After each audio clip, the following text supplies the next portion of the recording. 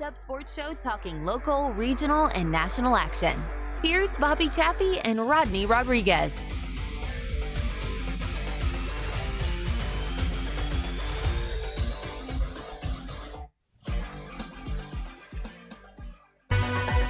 All right, hello everybody. Welcome to a very special Wednesday edition of the Revved Up Sports Show. That's right, Wednesday night, because it's a special night. You didn't see the news, or don't have it marked down on your calendars like we do. It's indeed nobody else cares.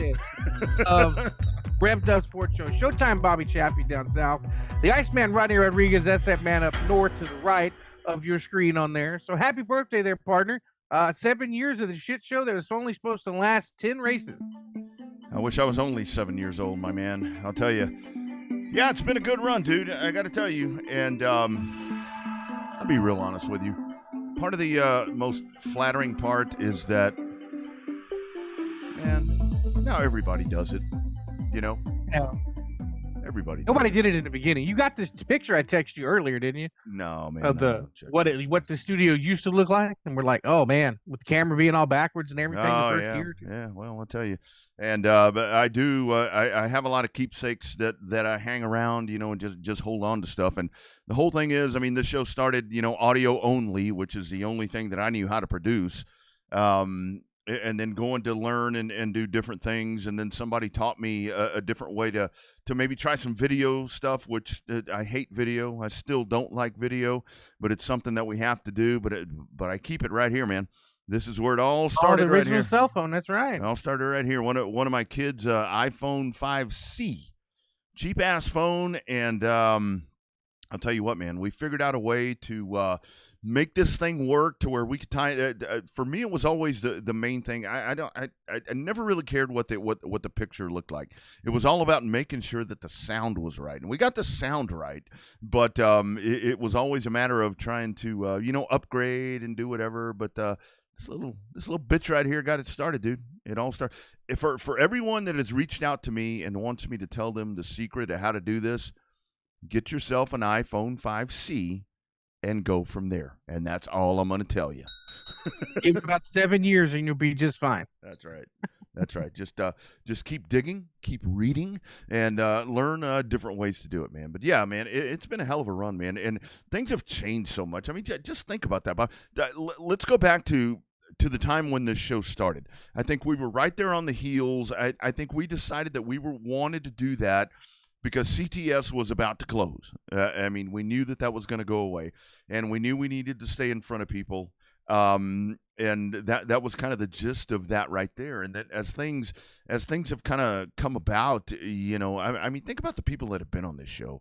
And then when we figured out how to, and I'll never give that other secret away, how we first figured out how to get people on the phone. I mean, it's easy now.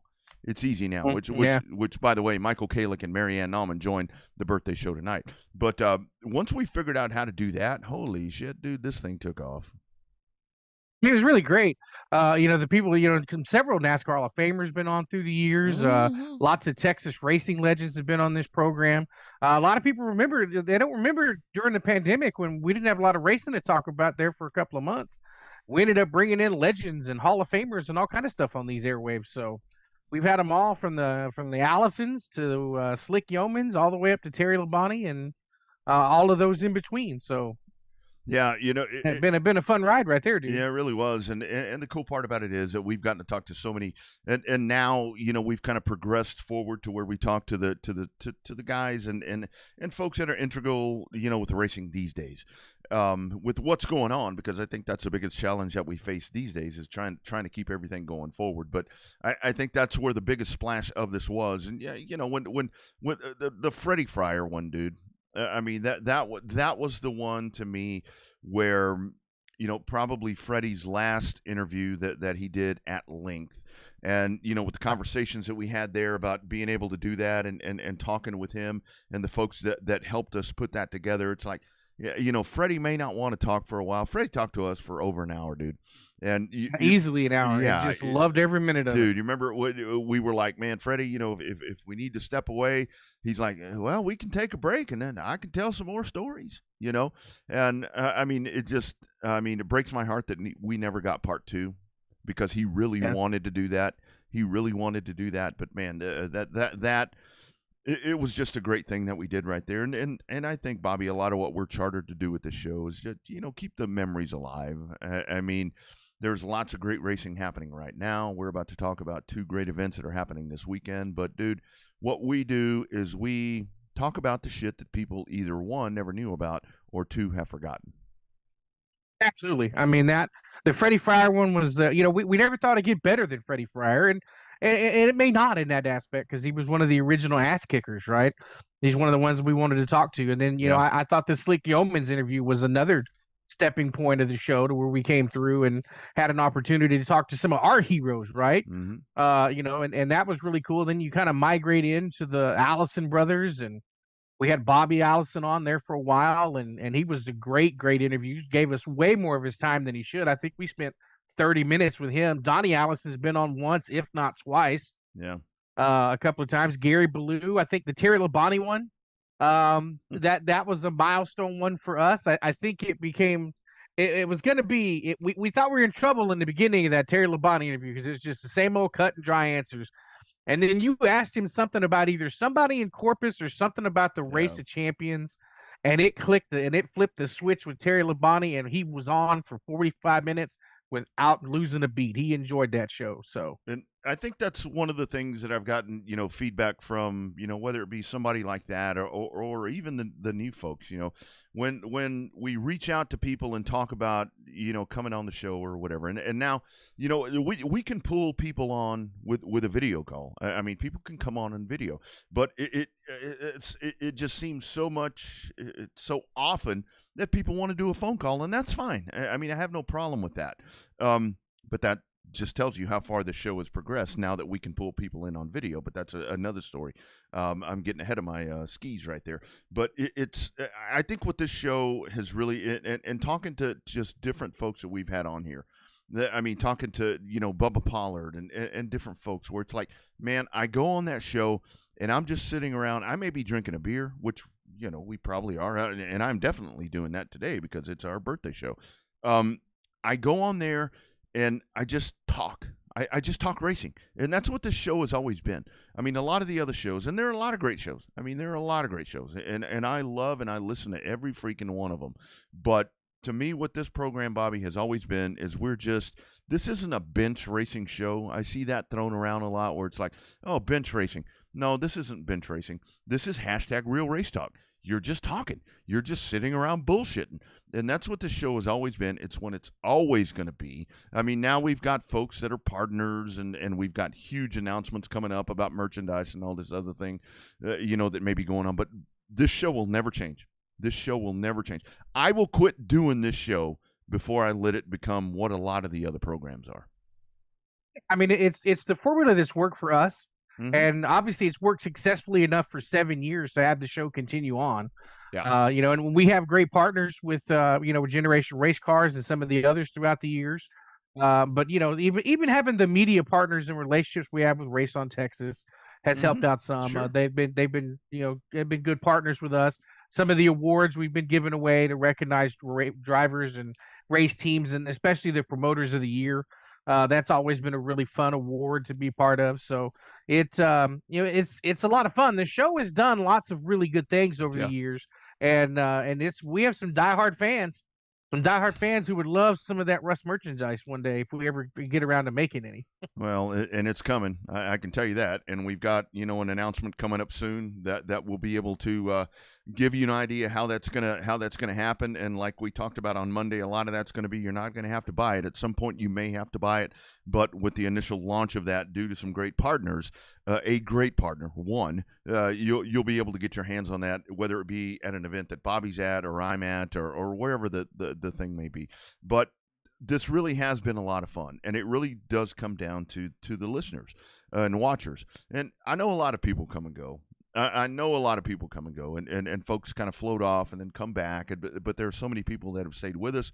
I know a lot of folks along the way have probably fallen off, pissed off at maybe something that you or I have said, and that's totally fine. And that's totally fine. I totally get that. That's part of doing this the right way. It's part of doing this the right way. I mean, if you know, when you look at the audio version of this, which you can find the audio podcast, the audio just keeps going. I mean, we try to refine the video each and every way that we can, but when you look at audio podcasts, whether it be on Apple or Spreaker or Google Play or whatever it is, the what it says, Revved Up Sports Show, it says race discussions, opinions, and guests. You people tune in because you want to know what we have to say, and a lot of people don't like that, but that's okay, and that's fine. I go to racetracks and people bitch me out for things that I say, and I'm like, I'm sorry. You want to know what I'm thinking? This is what I'm thinking, and if it hurts the viewership, well, you know, that sucks. But eventually, we'll get them back in. I mean, it's not. We have a show. It's hard to have a sports talk show without an opinion, right? You can't have a sports talk show without an opinion. You can't have a talk show without an opinion, right? Sports or otherwise. So we get opinionated a lot.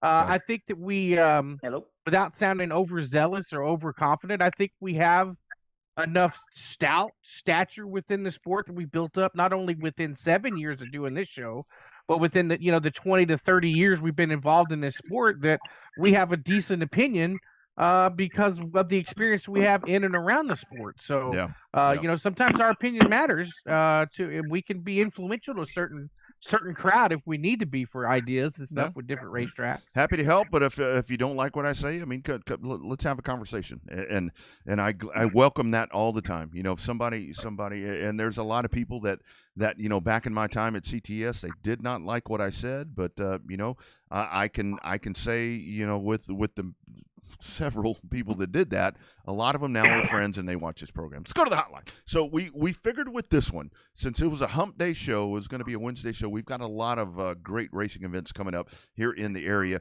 but we figured that we would kind of dive in here and go home, you know, go to South Central Texas. And of course, one of them that's coming up, man, we got a big one. We got a huge one coming up at I-37. Super excited to join us on the hotline for the first time this evening from 37. Reached out to Ray. Ray said, no, I'm going to defer this time. Man, welcome to the show, my man, Michael Kalick. How we doing, sir? I'm doing great. How you doing? Doing well, my friend, doing well. So how are the proceedings happening for you guys?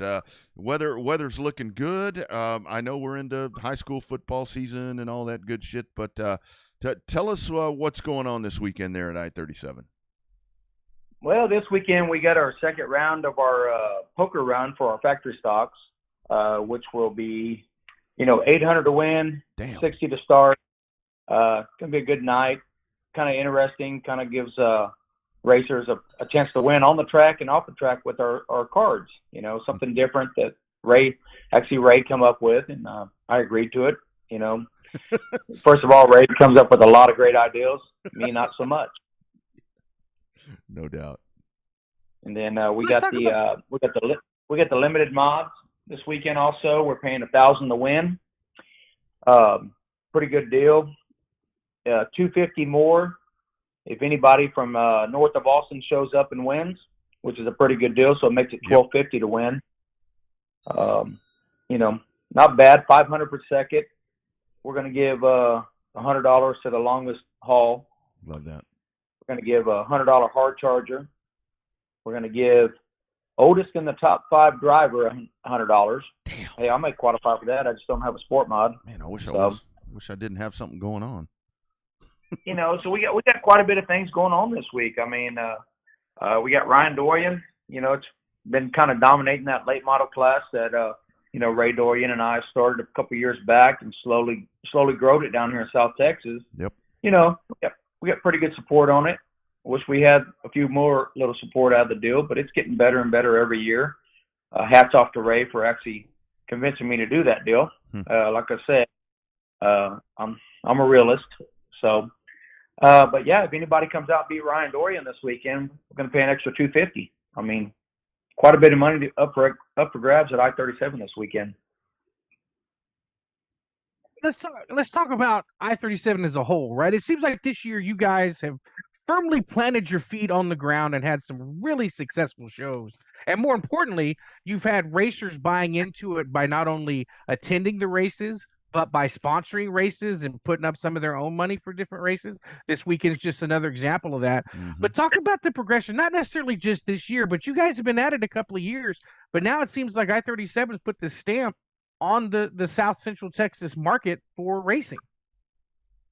Yes, sir. This is our 7th year that Ray and I have been open. I just think that Ray and myself, we give so much back to everybody. Yep. And it just goes a long way. And then, when you ask somebody for something, hey, we're going to do this deal, man, absolutely. Let me give $50. Let me give $100. We don't really go and ask and, I'm just going to say this word, beg for money. We don't. We're going to do it. We're going to do it. It is what it is. But Brian Harbison kind of, did this deal with this limited mod deal, headed it up, and it kind of blew up, which is awesome. That's the kind of people I want to be involved with. I'm kind of a behind the scenes guy. As y'all know, I don't really talk a lot. But I like good people, and I think every one of our racers that come support us locally every weekend, that I love them. They're great to us. They're loyal, and we're going to be loyal back to them, no matter which way we can do it, whether it's money. Hey, here's a free pit pass for your family or something. Here's some gate passes for your family. I mean, that's the stuff that Ray and I do that people probably don't see, except for our racers and our fans, because we give a lot back, and I think that goes a long way. We're not trying to, first of all, and as Ray has probably said this 100 times, Ray and I don't do this as a business. Right. This is just something for us to have fun. We probably lose money in the deal, and it's okay because we don't need to live out of the racetrack. We both have companies that we run, and we do very well. So it's been good. I'm not going to lie. I'm not going to say we've hit home runs because we haven't. I mean, have we hit a single every now and then? Absolutely. Yes, but then we struck out. I tell you. I mean, if you've been around racing longer than I have in this dirt track world, it's just hard to predict. To me personally. Yeah, no, I agree. I mean, it's very hard, and racers are temperamental. I mean, you just never know. And sometimes loyalty is hard to find, and that's just kind of one of those things. Michael, I would like to ask you. I mean, they're with 37. I mean, because to me, the South, we have a great problem in the South that we have your track. We've got Texana. We've got, the race ranch, and then we've got, Cotton Bowl a little bit further up. Kind of talk about that part right there, because on the north part of the state, you have everything that happens right there. And you guys, it's kind of a cluster right there. And even though that you're miles apart, to try to hone in and make all of that work, man, that's got to be a challenge right there. To kind of not, you don't want to step on each other's toes, but it's kind of hard sometimes when it comes to scheduling and so forth, and winning over those drivers. Yes, sir. It really is. So for the first couple of years, Ray and I decided, hey, let's work with everybody. Let's try to get on the same page, and we did. I mean, it worked kind of okay, but then one year it just kind of like went south where, a promoter's like, no, I'm going to do my own thing. Mm-hmm. So to me, I'm kind of a butthead sometimes. I'm just like, you know what? I don't need anybody else. Well, let's just figure it out ourselves, and let's just do our own thing. Yeah. And that's what we're kind of doing right now. We're just kind of doing our own thing. Would I love to work with other tracks? Absolutely. Yeah. I think it benefits the whole South Texas region. But when you got somebody that just doesn't want to do anything but for themselves, it's never going to work. Right. Totally get that. I mean, like I said, we're there. We provide a racetrack every other Saturday night typically, except for the summer months. We only race once in July and once in August because it's just so hot. Mm-hmm. We try to work with everybody we possibly can. We try to look at holiday weekends because I'm a family man, Ray's a family man. We don't race holiday weekends, if you notice. We never do it because I just feel, I've always done stuff on holiday weekends with my family. I'm not going to give up to go racing. So we try to kind of interact with that a little bit to where, hey, we're not racing Memorial. We're not racing 4th of July. We're not racing Labor Day because I think that's family time. That's just my personal opinion. I'm just, like I said, I think Ray and I got a pretty good little niche going on there. Like I said, we don't hit home runs. We don't hit singles, and we strike out a lot. But at the end of the day, we're still going to be there. We're not going anywhere. And hopefully South Texas racing gets better. I mean, I've always fought with this from the drag racing world to the dirt world. South Texas racing has never been the strongest ever. You know, I believe it. I've believed it for many, many years. Mm-hmm. I agree.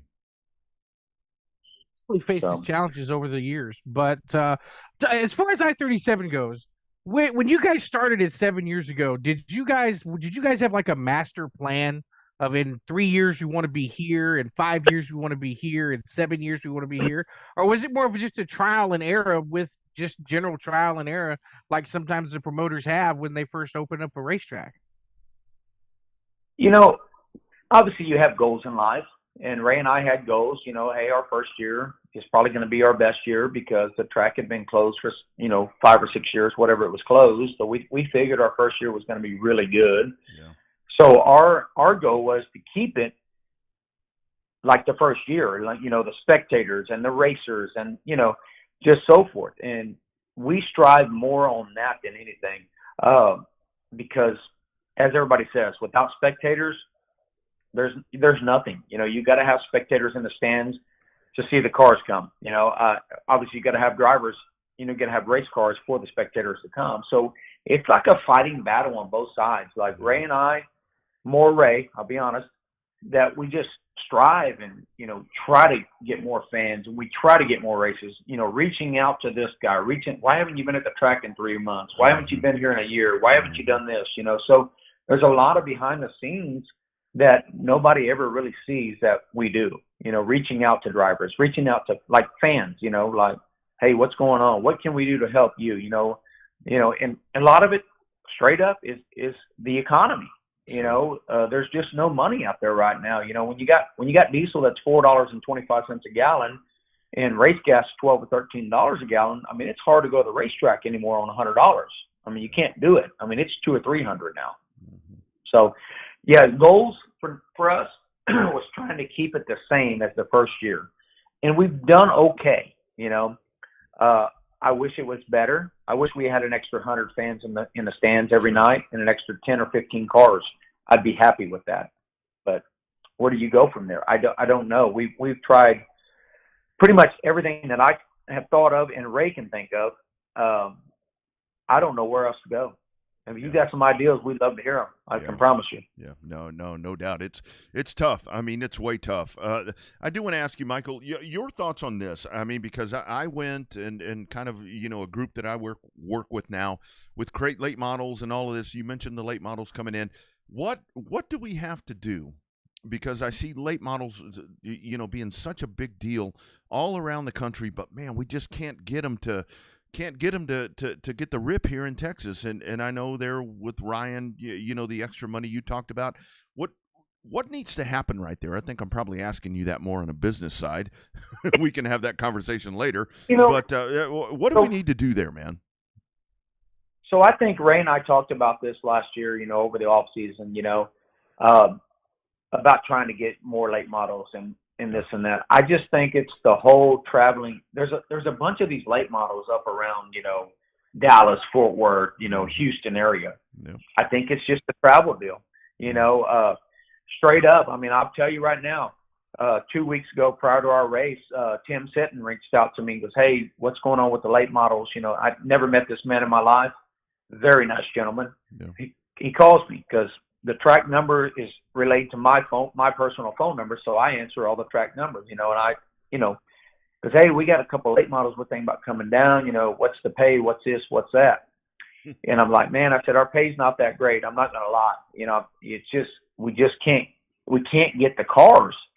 And so, to me, and I told him just like this, and I said, look, I'll tell you what, you bring me a late model or 2 or 3 from Houston, I said, I'll pay for you to get in. I'll give you a free entry, Yeah. Let me help you out. That's what we do on the MAX side where people don't understand, because we're trying to get more late models down here in South Texas. Right. And the guy was just ecstatic. I mean, I don't know if he's on your show or not, but he was like, man, really? You're going to, I said, absolutely. I said, our $50 gate fee for a car, yes. Are we losing money on late models? Absolutely. I can tell you right now. But if I can get 2 or 3 more late models in there, I might get an extra 10 or 15 people in the stands. You know, we've been averaging about 12, 13 late models, which I think is pretty good. Mm-hmm. I'd like to get to about 17, 18. Be great. So I don't know if it's pay. I don't know if it's the travel cost from Dallas. I mean, I know the cost of going back and forth from Dallas down to Pleasanton, you know, at $4.50 a gallon. I mean, it's $150, $175 in fuel to come in a regular truck and a trailer, not even a motorhome or toter home, you know. So I think that's the biggest cost. And we pay, I think, $600 to win, which is not a big pay, you know. So hopefully, you know, like our DTK, we'll do the thing again. We'll have a 2-day race where we're going to up them prizes, you know, and make it better. Right. You know, I think it's just money, straight up money. I think if I said I'm going to pay $1,200 or $1,300 a night and $150 or $200 to start, I think I could get them. The problem is I just don't think I could get the fans to cover that cost. That's my whole issue. Interesting. It's a total checks and balance for every racetrack. You know, a lot of people don't understand, and we appreciate the transparency on this show. That a lot of it, you know, it depends on both gates, right? And unless you've got somebody that won the lottery and wanting to give millions and millions of dollars, you know, it's a delicate balance between how much you pay on the back gate versus how much you get in on the front gate. So speaking of that, back to this weekend that's coming up. Obviously, you got the first responders. I always love it when tracks honor the first responders. I feel like sometimes it's a forgotten entity, if you will. But talk about working with the community, the first responders and stuff like that, you know, letting them into the racetrack for discounted prices and stuff like that. That's always a cool event for me, just because my dad was a first responder when we were growing up as kids, and I always like to see that kind of stuff. Yes, sir. We're doing the first responders this weekend, and any first responder will get in free at our track this weekend. Love that. We do that every year. We've been doing it ever since we opened, and not only because we just, you know, we do the military night, we do the first responders, you know, we do a lot of things, you know, and I just think it's a neat idea. It gets people to the track, I think, that normally wouldn't come out to the track, and maybe introduce them to dirt racing. So I think it's a great idea. You know, I mean, what if we let 100 people in for free?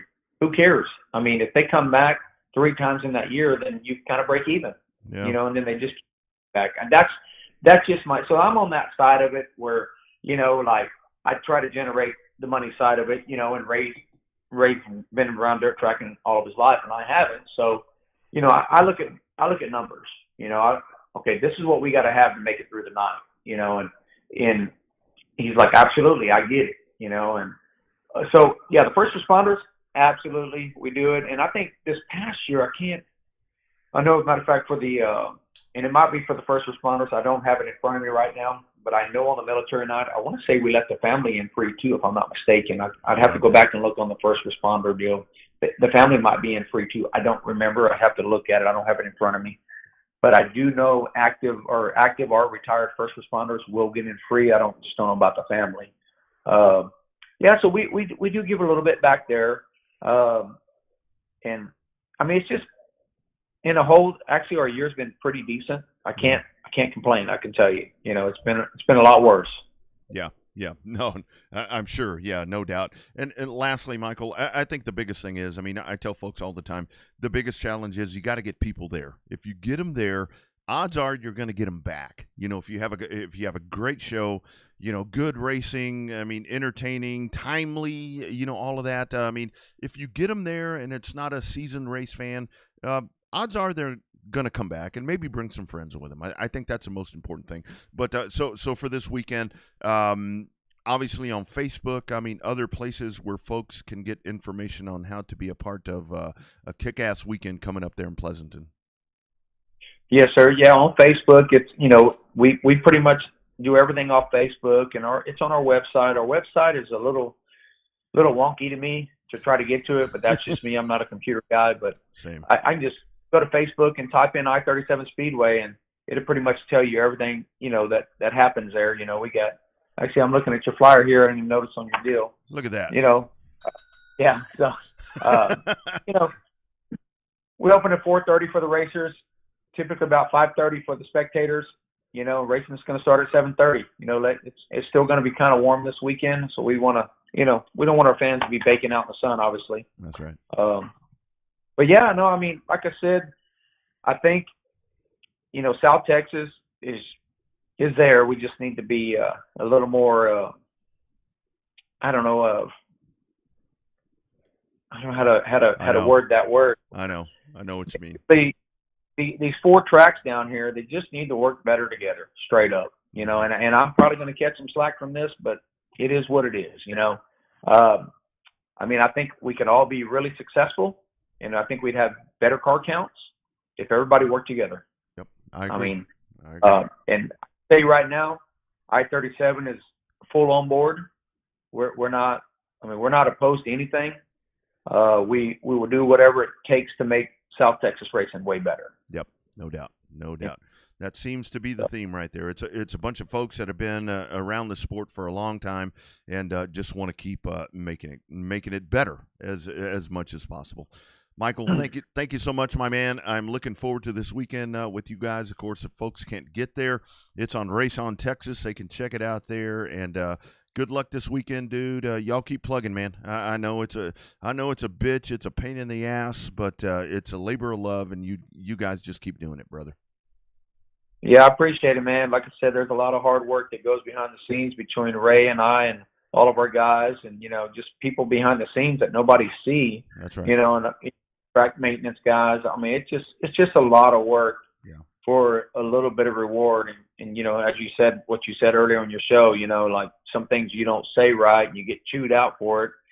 And at the end of the day, we get chewed out for something that we're trying to provide the best quality racing that we can for you and your family. That's right. And we get chewed out about it. And it's been great this year. It's been getting better and better every year. Everybody's a little more appeasable to okay, Mike, hey, let me give you a suggestion. It ain't yelling at you and this and that. It's getting better, and that's what we want to do. We want to make it better for everybody there. Yep. If there's suggestions, come talk to us, send us an email, send us a message, hey, maybe we can try this, maybe we can try that. Don't come yell at Ray and I. I mean, that's the worst thing, it's just we're trying to have a good life too. Yeah, no doubt. All right, my man. Y'all have a great weekend. Thank you, Michael Kalick, for checking in, and look forward to doing this more often, my friend. All right, man. Let me know. Thank y'all, and y'all have a good week. You bet. Take care. There he goes, man. And I tell you, Bobby, you hear it right there. Labor of love right there. I mean, so many different things that he's talking about right there. It's like listening to him a couple of different times, I'm like, why do they do this? Why in the hell do they do this? Why? Yeah. And we ask every voter why the hell they do it, and he basically said it's a labor of love, which is what most of them reply as the answer to it, right? They all reply that it's a labor of love. That's the reason they do it. That's the reason they sometimes put up with the ass chewings despite not wanting them, put up with some of the attitudes despite not wanting to deal with those. So most of the time it's because they have a labor of love for this sport, and everybody feels like their need to give back. And there's always got to be a promoter, and there's always got to be a racer.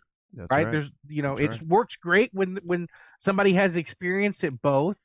But the problem is the ecosystems need each other. And I feel like more than ever since the pandemic, I feel like, the racers realize they need the promoter, and the promoters realize they need the racers.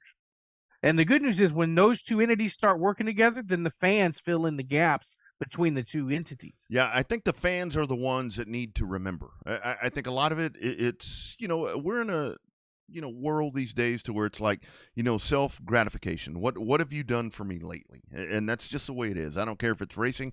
I don't care what it is. I mean, the business world, everything. It's like, so what's in this for me? I mean, it's all about me. And I see this a lot of times on a sales side and on the business side. And by the way, you late model guys, you hang around because I may have something for you coming up. But it's one of those things to where race fans need to, they have no idea. They have no idea. And that's where I wish that the common race fan could kind of walk in the shoes of some of these folks that have to do this.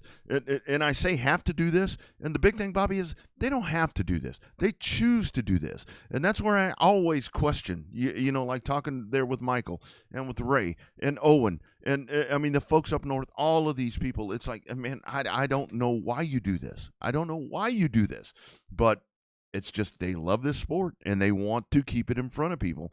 And man, it's tough. And you want to talk about people having to do this. Our next guest, it's going to be coming up in a minute. I don't know why she does it time after time. Yeah, it's like your instant gratification. And if you're not instantly gratified, you get on social media and you bitch about it. That's what most people do. Right. And that's social media is a great tool, but God, it's a horrible pain in the ass. Oh my God, it's horrible. I mean, it's one of those things where it's the worst. Where you're. I've always thought about this, Bobby, where you're in the entertainment business, but yet all that people are going to do is find the negative. Always find the negative and just come at you. And the bad thing is you can't come back at them. I mean, because you're in the entertainment business, you're the one running the operation. You can't say, I mean, pardon my language. I'm sorry, she's on the line, and I love her, but you can't say fuck you. I mean, you can't say that. Can't. As much as you want to, you can't. No, you can't. You can't say that, even though you want to. So, with that great introduction to the hotline, we go. Love a lead-in right there. Yeah, right there. 7th anniversary show of the Revved Up Sports Show, and this lady right here, very integral. Bobby, I think in you and I both, but very much in my, kind of a part of being a part of this, because I'd never be talking if she hadn't, let me. That story, goes without saying, but. We're talking about great race weekends coming up, championship night coming up at the beautiful Cotton Bowl Speedway in Page, Texas. It is one of our favorites. My goodness, right here, the First Lady of Racing in Central Texas, Miss Marianne Nauman. M.A., how you doing, ma'am? I'm great. Congratulations to you guys. It's exciting. 7 years. Woo. Long time. Good job. Long time. So how many times have you wanted to say that phrase to people? A lot. It gets said a lot under my breath, but along with a lot of kudos, because there's some definitely wonderful people in racing. Yeah, no doubt about it. So Marianne, let's kind of talk about your year. It's always a challenge for you guys, but yet I tell you what, I'm so impressed with you guys all the time, because we can talk about a lack of modifieds at racetracks and whatever it is, but my goodness, my lady, you always have your racetrack, your pits are full. I don't care about the division. Your grandstands are always packed. You have some kind of operation that you and H and the great folks are running out there at CBS. Thank you. It takes a lot of work, takes a big village, and without the folks helping us, we couldn't do what we do. And definitely the dirt side of the racing is a whole different ballgame. Yeah. I always say in the asphalt world, oh, damn. I'll be at the track. That's why we lost her for a second. Think we lost her for a second, so we'll kind of check right here and see if we can pull her back in. But that is Marianne Nauman. Of course, they have their huge event coming up this weekend. What is it? Regular season championship that's coming up with them. So we'll try to dial her up once again. Yeah, that's a thing. Kind of out there, but I think we got her. There we go. Go ahead, Marianne. Sorry about that. Sorry about that. Mid-sentence, we got you. Yes, I wasn't sure which room to go into to get the best coverage. You're good. Can you hear me better now? We got you perfect, loud and clear, like you're next door. Great. And hey, I don't know if you heard the show. I wanted to thank you for all the hospitality you showed my coworkers and myself when we went back a couple of weeks ago there in August, and they all had a fantastic time. Love seeing race control and stuff like that, and I appreciate the hospitality as always. But the best part is a lot of those people came back, and I think some of them are actually going back this weekend. Nice. So talk about this so weekend preview. That's I mean, when you get towards the end of the season, Oktoberfest is one event, but there's always like it always feels like there's a self-gratitude when you finally get to the end of your point season, because you're like, we have made it another season. Talk about this weekend and what it means. Okay. Well, thank you for bringing those folks. It was really great to have them. It was great to see new faces and watch them with their excitement as we toured the VIP and the race control and all of that. And you were a great tourist for them, led them around really well. So they were great, and I did see several of them back, and I look forward to seeing them again. So thank you for doing that, because like you guys said when you're talking to Michael, and once you get them there, you got them. Well, we don't have them. Those guys and gals on the racetrack are the ones that get them hooked. But anyway, thank you for doing that. So yes, it's exciting to see championship night on the poster. Yeah. It's like points racing is crazy. H and I make a habit of really not trying to involve ourselves in the points.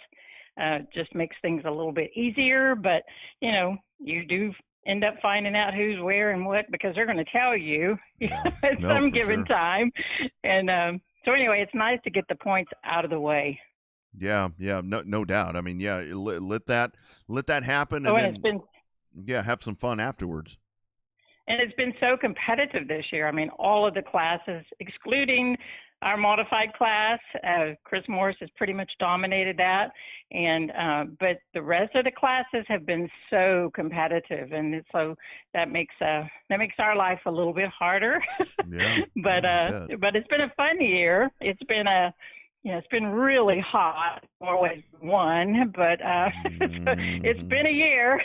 Yeah, I'll say that much. But it has been a lot of fun. Yeah, no doubt. And Marianne, talk about that part, because like I was saying a while ago, I mean, the one thing for me, it really does seem like to me, I know the modifieds are what they are, but I mean, the points race is what it is. But man, you guys, you're still able to get cars in there, and that seems to be the problem. I don't care what part of the state you're in, you're drawing in the modifieds, and then all of your, IMCA classes, whether stock cars, and then with the street stocks and factory stocks and all of that, and even your 4 cylinders, your car count has been excellent, and that's so impressive to see at a racetrack. Well, we like consistency, so for H and I to have a good field of cars, we're not all about the B, C, D, E, mains, even though that might be where the money is. Well, it's not something that we like to give a good, fast, clean family, race night at the track, and people get home as early as we possibly can get them out of there. We don't always control everything on the racetrack, but we do the best that we can on that. But so with that being said, we've enjoyed the car counts that we've had, and I think they put on some incredible racing, and that's what brings them back, is good, clean, fun racing, and the fans certainly love the action that's going on. And I can't say this without enough love and pride, and that's where my husband has come with prepping of the racetrack. He's, bless his heart, he's a little OCD, so he really gets into it. But oh my gosh, when they said he couldn't do it, that's all they had to say when we took the track over 6 years ago. I love that. I love that so much. You would not believe how much I love that. Marianne, I know that love you were what up there. Puts into it. You were up there when we were up there that night back in August, and I was one of the few people that went up and told H right in the middle of the heat race. I said, "This track's gonna be fun. You did a good job." And he had a smile. I smiled like a Christmas rodeo clown. It was so big and exciting. But in terms of that, it took him a while. It took him a while to figure out that they like character. Yeah. So, yeah. I think once he figured out they like a little character in there, and it kind of lightened it up a little bit for him. But thank you. That was a good night.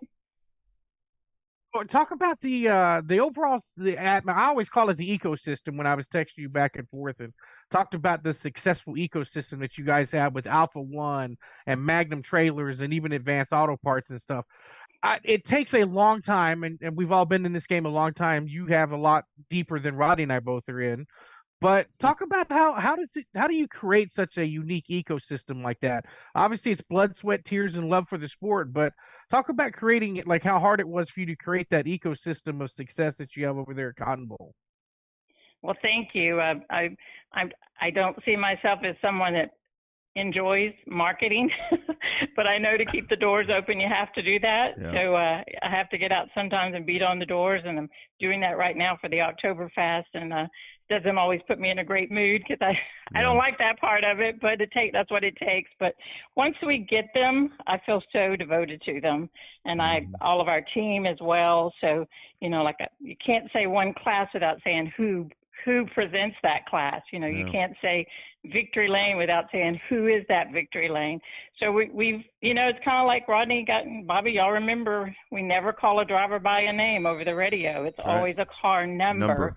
Well, it's kind of the same thing with these sponsors. You know, you don't say that class without saying that sponsor, and you know, and you guys love Milton as well as I do, and he is phenomenal with giving credit to our sponsors. And I can stand all day long, and y'all have seen me in the pace car saying, "Did you say this? Did you say that? Did you?" And you guys are always had it covered. But that's what it takes, and I have that loyalty to them as a personal. You know, personally, I feel very loyal to them, and they have to be known for what they're allowing us to get to do, and that's go play. Yeah, that's right. I mean, that is a huge thing. I mean, because that is what drives the entire operation. I mean, you got to have that. I mean, you have to have that happening.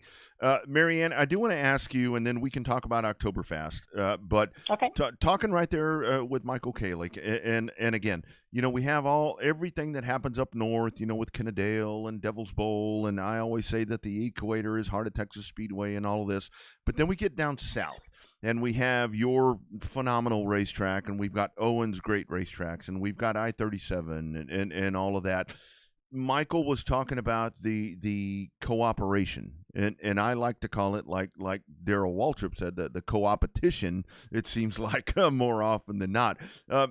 Kind of speak to that, because I see those tracks struggling sometimes for car count, but like I've said with yours doesn't. How hard is that? I mean, because there's only X amount of dates that you can schedule on. I mean, that right there has to kind of drive you up the wall when it comes to trying to figure all that part out.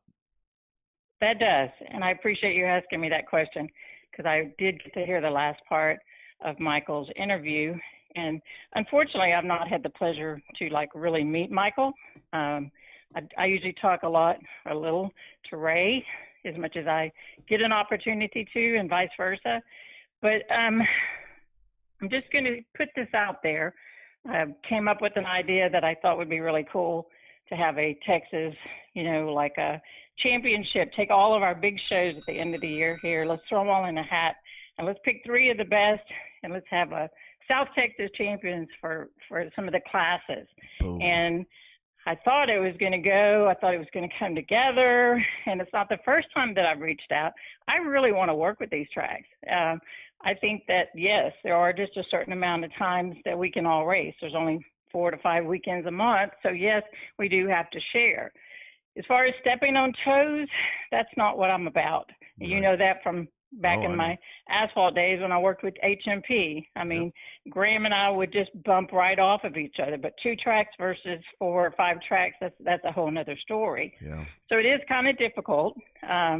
And now you throw HMP into it with Owen. So it makes it really hard for all of us. But for the racers and for the sport, we promoters, we tracks need to get together. Because right now we have a lot of choices where to go to race. And we remember those days when we had a lot of choices to go in the asphalt racing. And then all of a sudden they started failing one by one by one by one. And so here we are, you know, we're all trying to do the same things, create the same events, and please all the people that we possibly can.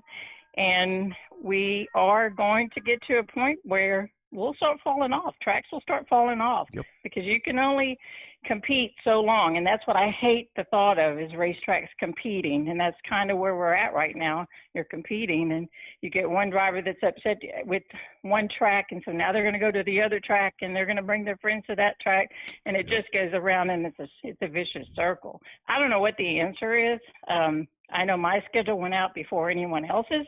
November the 30th. It wasn't my choice. It was because of the World Outlaws situation. So we were kind of forced to say, hey, we'll do the World of Outlaws, but bam, here's what we have to offer. So I just tried to copy the schedule from the season before. Yeah. As far as wanting to work with these guys, I would love it. I would love it if we had an annual meeting and we sat down and we all came together on who's going to race here and what are you going to race there. I mean, there's so many classes. We can all race on the same nights, just not the same cars. Need a broker. To broker that meeting. I do. I wonder if we knew people that could make that happen, right? I wonder Yeah. if we only knew people. I know a couple of guys. Yeah. Yeah, no doubt. Add to your plates.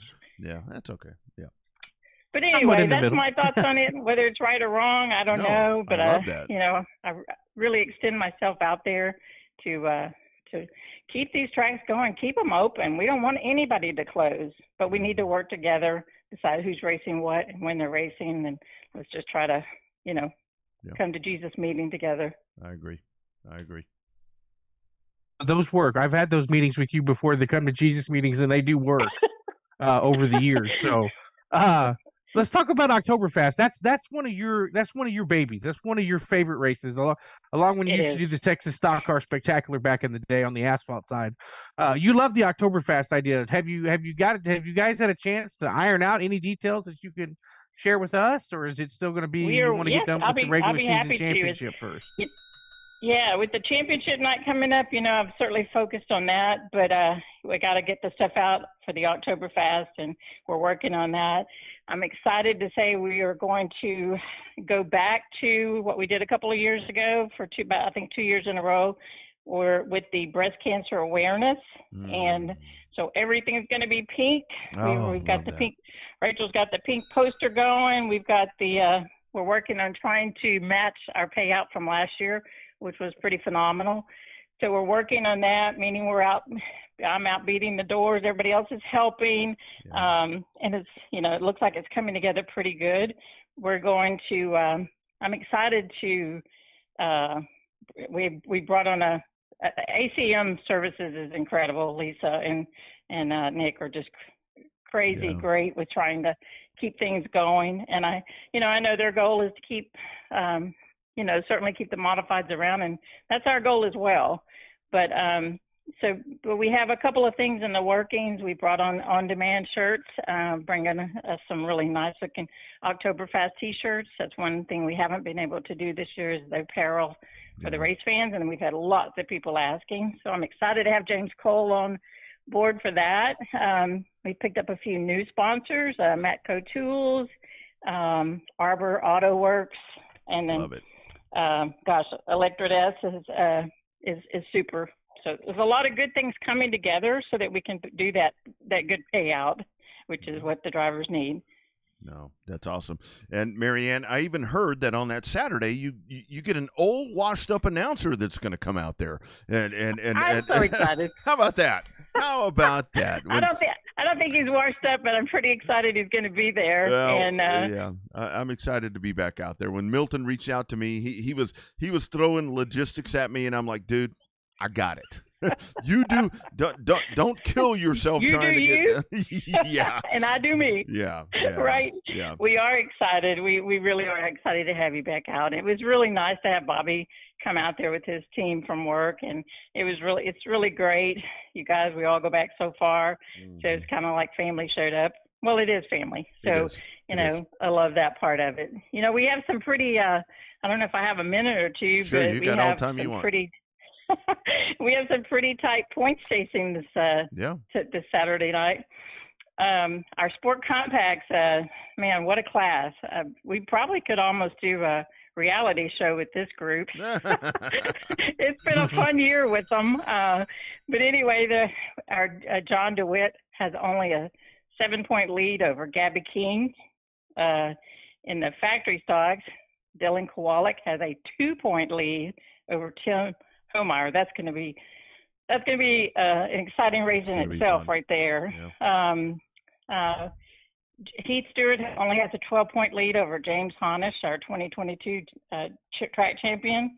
And, of course, the other classes are pretty much wrapped up. Of course, we know Chris Morris, our IMCA champion. This one's kind of exciting. It's nice to have the Springs back. So looks like Brandon Springs is going to take that championship for the Advanced Auto Parts Street Stocks. And then this one is IMCA Stock Cars. Jason Batt. He goes in with a lead, I think a 27-point lead over AJ Dancer. Mm-hmm. Although Jason's going to be a great dad, and he's going to go support his daughter at the Nationals. Nice. So he is going to throw in the towel. But boy, what a great dad. That's a true champion to me. So I hope I didn't forget anyone. I mean, that's our 6 classes, I think, are pretty much covered. But they're tight. It's going to be some fantastic racing. You know, you guys know I'm the person in the pit. I don't really, most of the time somebody's over there chewing on me, and I'm going like, you see those cars on the racetrack out there right now? That's about how much I saw your race. So, no, I can't answer that question, and I don't make any calls. That's H's job, and he's in the tower. You'll have to wait till he comes down. So I wouldn't want to be in the tower this week. No, it's going to be some exciting racing. It's going to be a great weekend. And again, a great year for you guys there at CBS. RaceCBS.com. Additional information, Cotton Bowl Speedway on Facebook. Marianne, thank you for being a part of this. Hey, Rodney, I got one more thing. Yeah. Oh, okay. Yeah. Have at it. On the night that you're going to be there, I've reached out to Deb Williams, since this is breast cancer awareness, to be our Grand Marshal. I'm waiting back to hear from her. But I know we all remember when she went through that. So this is very dear to all of our hearts. So I'm hoping her answer is going to be yes, and we're going to get to see her 12 years after surviving breast cancer. Oh my God, how great would that be? I'll tell you, Awesome. I'll tell you that will make my night right there if we can get her there. Mine too. And here's the other thing, Marianne. You get her there one time, she stays away from the racetrack. You get her there one time, she's going to be on staff next year.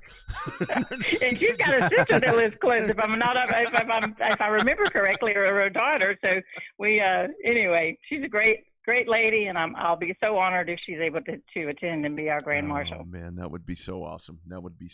Yes.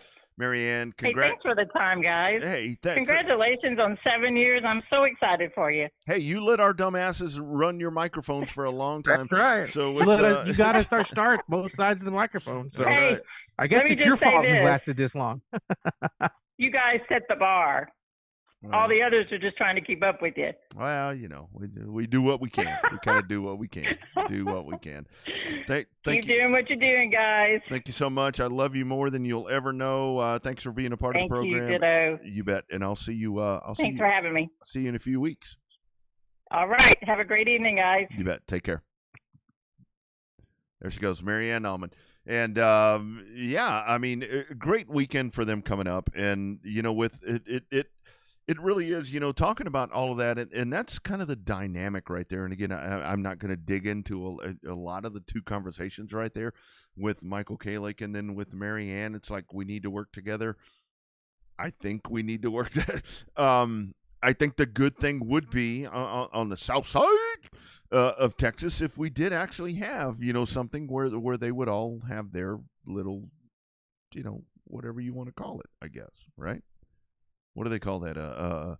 Group meeting? What they used to call that? I can't think of what they used to call that back in the day. I know what you're talking about too, but I can't think of what it's called. Yeah. I can't think of what that was called. But again, man, I'm just glad. I mean, there's a lot of good racetracks on the south portion of Texas. And, man, the Milton Hope powwow. No, man, that's not what I'm talking about, for crying out loud. It's not a powwow. That's what it would be. God dang it. It'll hit me at midnight, and we'll go live again. I will. Yeah. But, it'll hit you. You'll be laying in bed. You knock off your little sleep apnea mask, and then you'll think about it. Dude, now I wear a mouth. So here's the problem that I've been having with the CPAP thing. So my mouth would open up, because my mouth likes to be open. Dude, I found this tape, and you put that thing over your mouth, and it's like athletic tape, but it's medically prescribed. Dude, you put that on. I have not slept so well. Oh, the last 2 nights, dude, have been amazing. I can't get up in the morning. I sleep so well. Damn. It's crazy. I still need to look into that. Yes, you do. Yes, I do. Yes, you do. With all the hotel rooms that we have to share, dude, I probably need to invest if you need a referral, I can hook you up, my man. I think if you and I went on a race trip and we actually wore CPAPs, I bet, because seriously, dude, I bet on the race trips that you and I go to, and you and I are sleeping in the same room, I bet they think that it's like livestock going crazy. Because dude, it's like, because I hear you at night, and then when I wake up, you're like, dude, you were out of control. I'm like, bitch. Man. Don't throw stones in the glass house. Don't throw stones in the glass house. Again, the joys of 7 years, and it's 7 years of the show. I mean, it's 7 years of the show, but I mean, you and I do want to thank you again, Bobby, because it talking there with Marianne, when you and Chuck were working at THR at the time, and for whatever reason he couldn't get there. I mean, you welcomed me in, and I thought about trying to get John on here and doing all of that, but I know John's schedule is busy. But I mean, I just think that we do some really cool shit. I think we do some really cool shit. We've always done a lot of cool stuff, and the chemistry's always been there, right? From day one, we've always had the good time. Even that first banquet is the banquet that everybody remembers, right? Mm-hmm. The first time we even have a chance to really work together, we had instant chemistry there at the banquet, and it's just continued to last. Obviously, we've been friends for almost 15 years. Just because the show turned 7 doesn't mean that we haven't been friends forever. Yeah. So it's been a lot of good times. I enjoy doing the show. I enjoy spending time with you, and I enjoy just being out and about with the racing community as well. And I think that's the other thing that is different with you and I is that I know a lot of folks that have been, in whether it be a terrestrial radio or online, whatever thing, they've been doing a show for a long time. They've been partners for a long time, and this is very much a partnership. I mean, this is what we do. I mean, it's hand in hand the way we do this. And I've talked to a lot of folks. 20 years them, doing shows and doing different things right there, and they fucking don't like each other. They can't stand each other. But they find a way to be able to continue to do what they do, and I think that's the thing that I think folks realize with you and I is we're buddies, Yeah. And away from the racetrack, we hang out. Yeah, I mean, we like each other. I mean, we sit there and we bullshit and we text and we send each other pictures of girls and all these different things. I mean, we just like each other, and I think that's the biggest thing that can be said about this show is that we have built a base, and I hate to call it a fan base because I don't have fans. What you and I have, we have followers. We have people that enjoy what we do. And it's never more evident than each and every time that you or I or both of us together, we go to a racetrack and we see folks, and it's like, hey, revved up. You're revved up. Or they see you, and it's like, hey, you're revved up. And that's... Well, the revved up guys, yeah. And that's pretty cool. And that was, with the intent of this, like you mentioned in the opening, this was supposed to be 10 weeks of let's give this shit a chance. And the reason it was 10 weeks is because we had no idea if there was going to be a way to get this shit online, because we had no idea how to. It was supposed to follow the NASCAR chase to the championship. Right. And then it became that 10 weeks went by. We're like, well, hell, let's just keep on going. We'll find a way to keep going. And here we are 7 years later, both so much better looking, so much more mature, so much, we're in much better shape than we were back then. Here we are, dude. Here we are still going. And I'll say it. I mean, all the bitches that want to jump on here and try to do this, no, man. Original right here. Like Kentucky Fried Chicken. Original recipe is the Revved Up Sports Show. Y'all keep on. I appreciate each and every one of you guys doing it, but the original recipe is right here. Original formula came from right here on these airwaves, right here. And it hadn't changed. Like you said, we still keep it real race talk. And that's what made us work. We don't change the recipe because there's no reason to change something that works just fine. Hell no. Why make it crispy? Why make it crispier when the soft still works? Because we're both softer nowadays. Actually, we're both crispier these days. Remember when we started, when the show started, we were much more informative. And as time has gone on and we've lost racetracks and racing has changed, I think we've both gotten just a little bit crispier with our thoughts, which goes to the fact that people have dropped off and don't want to watch no more. Little edgier with our opinions, right? Oh, man. No, it's good stuff. It is good stuff. Well, I think the main thing is this was going to be a good show tonight, celebrating the seventh anniversary of the program that started back. And what a better way? I mean, they're with Michael Kalick and then Marianne. I mean, great, and they've got great racing shows coming up this weekend. And dude, there's a lot going on this weekend. You've got a great weekend of football. Rocket's got the Cowboy Classic. You got the Cowboy Classic. You've got the Kent Lewis Classic happening in Houston or in Cleveland with the sprint cars, which kind of sucks because you've got the asphalt race going on at the same time. I mean, $1,222 to win right there with the sprint cars at 105. Wow, that's good money for the sprint cars. $422 to start, $12,184 is the purse on that one right there. And then you've got Boot Hill Limited Modifieds. They've got the best. They have the best purse that I have ever seen. $6,969 to win. Put that all together, what you got? $69.69. Well, nobody ends up in the fence. Well, that was Sabine where they all ended up in the fence. So yeah.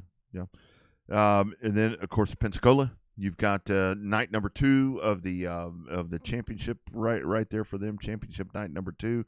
That's a big old deal. Heart of Texas Speedway has something really cool going on as well with the Big 3 Tour and Outlaw Modifieds, the Gulf Coast Sprints, and the American Crate late models. I think that ought to be a lot of fun as well. There'll be a shortage of late models at that show. Oh man, that's the one. That I think that's going to be the one that's going to be really, really good right there when you get all of those folks together. That's going to be good. That's going to be good. And I hate to say it. I know that you and I are both going to be working in Houston this weekend for the H-Town Showdown, but man, Cordial, crisp, $5,054 for the Outlaws. And that's why the Outlaws are off this weekend in Houston, because we've got some Texas folks that are going down there to try to win about $5,400 right there. That's Outlaws. I talked to Ben Sumner today. They're from Cordial. They've got about 30. They got about 30 pre-registered, dude. That's going to be badass. Pretty good. Yeah. It'll be a good show. Yeah, that's going to be good. Ben will actually be with me tomorrow on Dirty Air. You can check that out on Racing America. We'll preview all that. But, yeah, man, great race weekend. Here we go. End of the season, dude. But, man, it's cranking up. Yeah, the points are over, and the big championship races are coming up next. Yes, sirree, Bob. And don't forget, obviously, the big race, the 800-pound Purple Elephant in the corner of the room. You got the Cup Series, Texas Motor Speedway this weekend with the Xfinity Series on Saturday and the Cup Series on Sunday. So lots of big racing action happening in the state. Oh, dude, have you heard about the rumors about Texas Motor Speedway? This could, a lot of folks Indy cars could be gone. Yeah, Indy cars could be gone, or possibly a TM or an IndyCar and NASCAR doubleheader if they can find out a way to do it. You know what's ruining it all? The COTA date. Move the damn COTA date. Yeah, well, sorry. You gotta run the COTA race. That's a big draw. You can't just move the date. Don't get rid of the race. You just got to move the date. Oh, they're not going to move it. It's March 27th is what NASCAR wants. So we'll see what happens right there. Man, this has been fun. Year number 7, Bobby. Year number 7. It pops up on the calendar every year. How about that? Here's some music. We're not shutting down for good. Man, this kind of brings back memories of Revved Up ATX on the horn. Yeah. But we roll on. Man, Wednesday. Not a bad day to be doing this, dude. Yeah, not really. Not a bad day. Yep. Not bad at all. You guys check in Revved Up Fantasy League. You can still be a part of that just for shits and giggles. Do that. Thank you all for being with us for 7 years, and the fun will just continue to go. Parting words, Mr. Chaffee, as we put this bitch to bed. Everybody just have a good time, and we'll see you at a race soon. That's right. Come on out and check us out. We got gear coming. Things getting better. Hashtag Real Race Talk continues to roll on. Bobby down south. I'm Rodney up north. You guys have a great week. Find a racetrack. If you can't find a racetrack, find a streamer. Good night, guys. I hear the neon signs and the street lights buzz. The love white stands and the ones who